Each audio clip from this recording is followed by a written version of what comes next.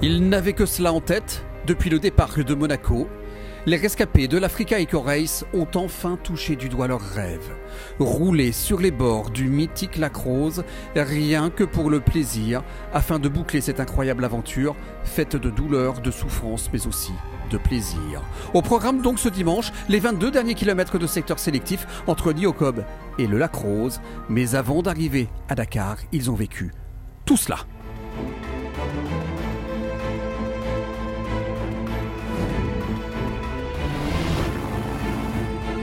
When I ride in the desert, I relax. It's the only time in the year I have only one mind in the head. I only think about the desert and the road, nothing else.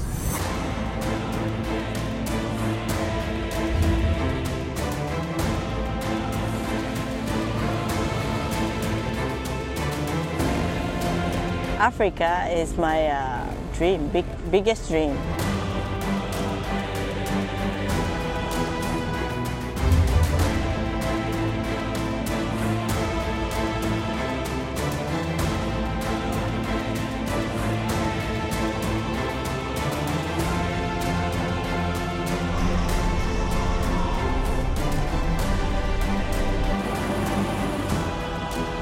This is super, it's wonderful. This is my dream, to be alone in hard condition, no signal, nothing, only desert, and it's super.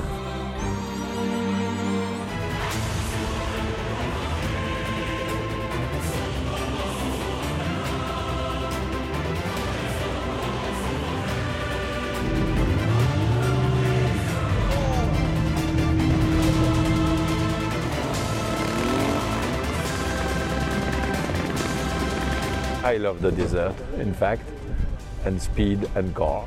So you have the three things here. That's perfect.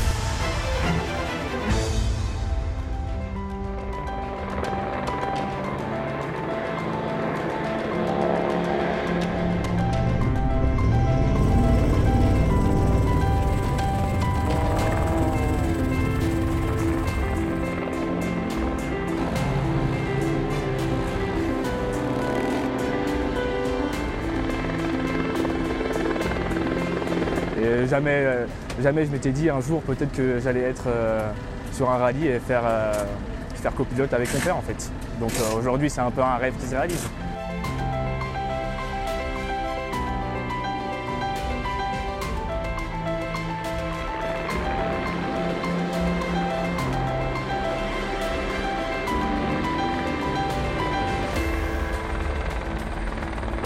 Daar staan we naar Spenjungbeduning.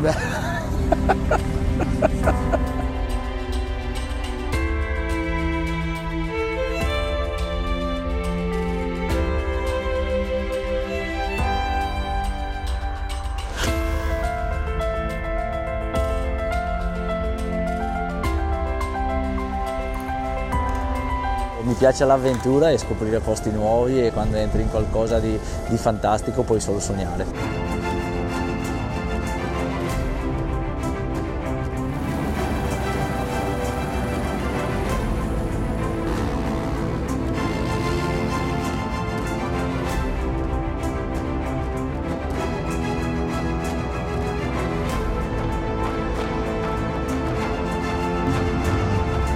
Riding the bike on a special stage for me is just like, it's part of my soul, you know, it's like man and machine out in the desert, big wide open spaces, it's just amazing.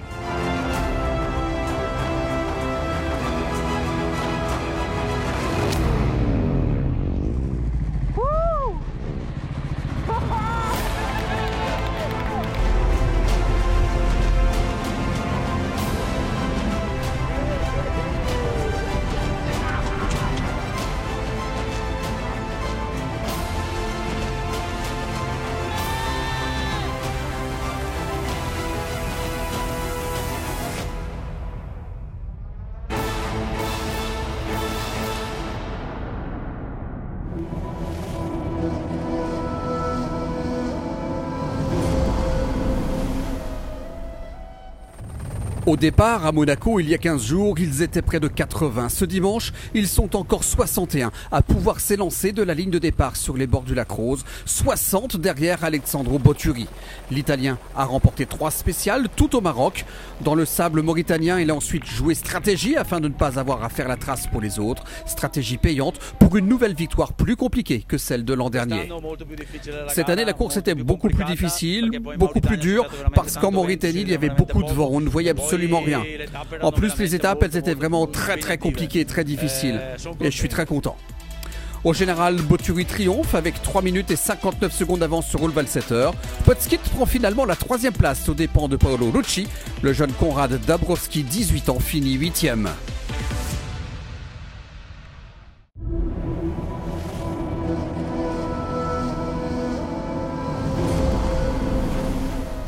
Toujours sur 2 roues, comment ne pas évoquer ces aventuriers à la dure pour qui l'Africa Eco Race représente plus qu'une course. Un véritable retour aux sources, à des valeurs, une passion parsemée de galères et d'embûches.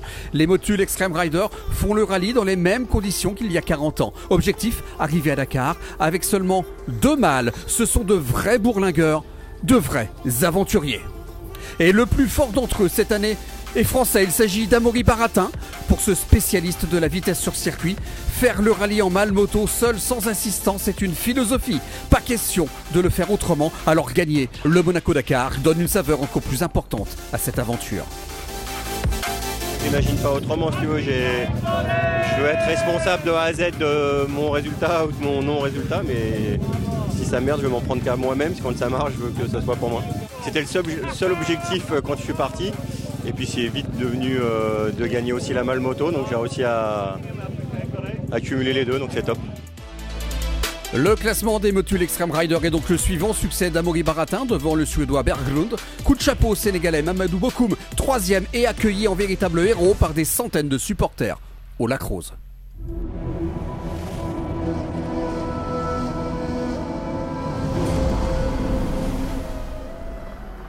Il y avait cette année sur ce Monaco-Dakar une très forte représentation de SSV, une vingtaine. Ces petits véhicules séduisent de plus en plus. À leur bord, l'émerveillement est quotidien. Ils sont légers, maniables, très agréables à piloter dans le sable et dans les dunes. Le plus rapide cette année fut Benoît Frétin. Pour lui, faire l'Africa Eco Race en SSV, c'est le must. Ah ouais, c'est top. Rapport qualité-prix, plaisir. Dans les dunes, on est époustouflant devant tout le monde, mais on n'a pas de mérite. On a des voitures faites pour ça. C'est le jouet idéal pour faire ce genre de compétition. Benoît Frétin gagne donc après avoir signé 4 scratchs dans la catégorie. Il finit avec 1h42 d'avance sur Patrice Etienne, du même team Ideo. Le Sénégalais Camille Rahal se classe 6e.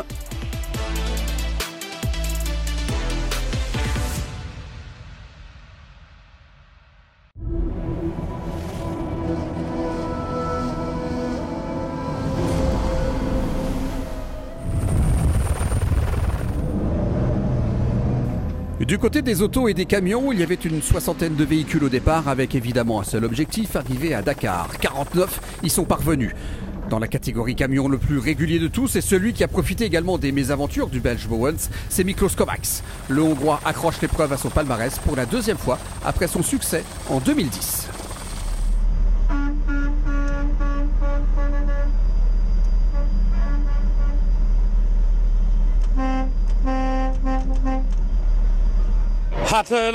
C'est incroyable d'être ici. J'ai fait très attention aux camions, notamment lors de la dernière spéciale. C'est un sentiment indescriptible. Je ne peux pas le comparer. Je ne peux le comparer à rien d'autre. C'est ma 2e victoire dans cette Africa Race. Je suis immensément heureux. C'est incroyable. Et du côté des autos, c'est Patrick Martin, associé à son fils Lucas, qui remporte le rallye. Il s'impose devant Yves Fromont et Alexei Titov en T2. Sur cette dernière spéciale à Dakar, c'est Lucas qui était au volant avec Patrick à ses côtés. Une belle récompense après 12 jours de course intense. Patrick Martin inscrit en tout cas son nom à une liste de vainqueurs où figure notamment à 6 reprises un certain Jean-Louis Schlesser. On peut être fier quand même, hein, parce que Jean-Louis, c'est quand même un monsieur du rallye raid. Donc oui, on est content de mettre ce rallye dans notre séjour pour qu'on le voie bien et qu'on s'en rappelle tout le temps. C'était une aventure fantastique et on est évidemment très content de l'avoir gagné. Le général de cette catégorie autocamion est le suivant. Patrick et Lucas Martin l'emportent avec un scratch total de 49 heures 15 minutes et 11 secondes pour parcourir 4000 km de secteur chronométré dans le désert. Dans les 10 premiers, on trouve 5 camions, 3 SSV et 2 buggy.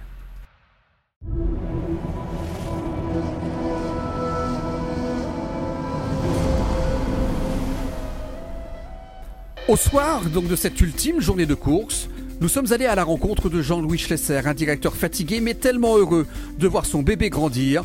Entretien bilan en toute simplicité.